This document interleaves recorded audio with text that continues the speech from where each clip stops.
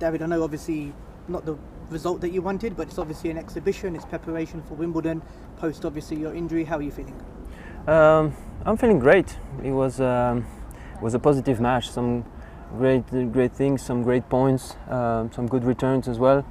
I can improve my serve a little bit, but had some opportunity to win that match, of course. But at the end, it was good to have time on grass. First match on grass this year. Of course, I didn't play since April, so I'm happy to have some minutes on a beautiful centre court in a beautiful place. So it's good preparation for next week. With that in mind, coming back from an injury, what are your expectations and your hopes going into Wimbledon? I have no expectation this year. Wimbledon is a special place for me. I have great memories. I had great results there, and it was always like probably one of the most important tournaments during the year for me. So, but this year it's a little bit different. I come back from injuries. I didn't play a lot of tennis the last 3 months, so I'm just gonna try to enjoy my first match, and let's see how it goes. Because coming back from injury, you just try to feel healthy, to feel good physically, and then hopefully the tennis will follow. But it's not sure 100%. So I'm gonna fight and try to feel well on the court, and we will see match after match if there is a second one or more. Hopefully there is, of course. What is it about Wimbledon? Roland Garros, US Open, Australian Open. What is it about Wimbledon that's different, that's special? Of course, that's completely different. I love the traditions. I love playing in white. I love the. For me, it's a temple of tennis. So when you enter into the doors of the Wimbledon, it's like you see all the flowers are perfect. The grass court is just super nice. So and it's a surface that I really like to play on. So that's why I love to play here, and this year we will see where I can go. But it's another year in Wimbledon, so we try to enjoy. And going into the tournament, it's probably fair to say that young Carlos Alcaraz is amongst the favourites. Obviously, coming off the amazing Roland Garros win as well. Firstly, if I can ask you about the Roland Garros final, did you watch it? And for someone who's been on tour for such a long time and as experienced as you are, people are talking about it as being one of the best finals of all time. Do you agree? I agree in terms of scenario and the stress and match points saved, and then how Carlos came back, and then the level of the fifth set was great. How both players, they were physically in the fifth, and it was a great battle. But we cannot forget Rafa, of course, because the way he was playing was just amazing. And most of the final, Rafa was the king of clay, and he was alone in the last 15 years. And to make a final like that, you need two players, and they were both at the same time playing some great tennis. So that's why it was an amazing final. But we cannot forget Rafa, of course. But it was, of course, an amazing final. Yeah.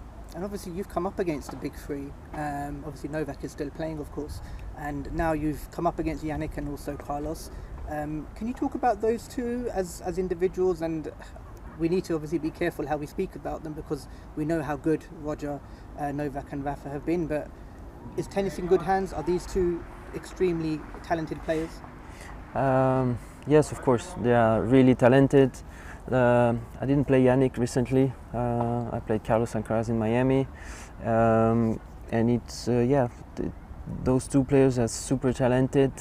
It's if you compare to Roger and Rafa or Novak, they like those three, Carlos and Yannick, they have different games. So when they play against each other, you have an opposition of style of game, and it's quite nice to see. You have the Spanish player with a great forehand and then super talented, nice hand, and then you have Yannick, who's like playing with such a high rhythm, ground stroke, super solid, and like playing super fast. So you have a nice opposition. So that's why when they play against each other, it's super nice to watch. And now they are more year after year they are more mature, so they're even more consistent. So they won 8 majors together, so it's getting bigger and bigger, and they're still young. So I think the tennis is in good hand. Yeah. And obviously, as well as those, we obviously have Novak. We can't discount him because of his GOAT status, because of how many times he's won Wimbledon. Is he still a threat at this tournament, even at his age, do you feel? I think so, and especially this year, because he doesn't have like 10 more Wimbledon to win, so he had a good chance this year, because maybe Carlos and Yannick, they're still young, and he has of course a massive experience in Wimbledon. He won so many times, and I think that's the best surface for him to have a chance to win a 25th Grand Slam. And he played well. He played well at the French Open, so he got some matches. Physically, he was okay, and now he had some matches under the belt before Wimbledon. So I think, yeah, he's still there, and especially this year, we'll give everything to try to win. And last question, we're obviously going to be at Wimbledon, and there's going to be one player in particular who's going to have a lot of pressure on him, Jack Draper. I'm sure with your experience as well, you would have been familiar with Andy Murray and the pressure that would have come on him. I don't know how often you've played Jack, if at all, on the tour, but he's obviously improved a lot in the last 18 months, up to number 4 or 5 in the world. How impressed have you been with his rise, if you've seen it from afar? I was impressed that the way he was dealing with big matches, pressure, and in the last 6 months or last year, he had some great results. But in a way, I'm not surprised, because even like 1 year ago, 2 years ago, I had the feeling that he was able to do that, because the level was there. It was just that he needed to be a little bit more healthy physically, because he had some injury, I think, in the last 2-3 years before that amazing hit he had.